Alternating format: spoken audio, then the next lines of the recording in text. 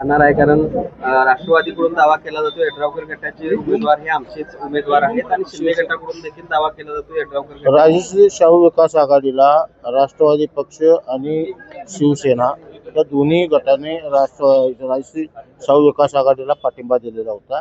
त्यामुळे आम्ही महायुतीचे घटक पक्ष असल्यामुळे महायुती बरोबरच राहणार. महायुती बरोबरच राहणार आम्ही. अध्यक्ष पदासाठी राष्ट्रवादीनं दावा केलेला तर आहेच, मात्र निर्णायक जी काही आकडेवारी आहे ती तुमच्याकडे आहे. काही पदांच्या संदर्भात काही तुमचा क्लेम असणार आहे का किंवा दावा असणार आहे का पदांवर? महायुती जो निर्णय घेईल त्याच्याबरोबर आम्ही असणार. शिरोळ तालुक्यात आपण बघितलं 7 पैकी 4 ठिकाणी आपल्याला यश मिळालेलं आहे. 2 ठिकाणी आमच्या थोडक्यात उमेदवार आमची पराभूत झाले, नाहीतर आमची संख्या ही 6 वर गेली असते. तुमच्या आघाडी म्हणून काय पदाची अपेक्षा आहे का?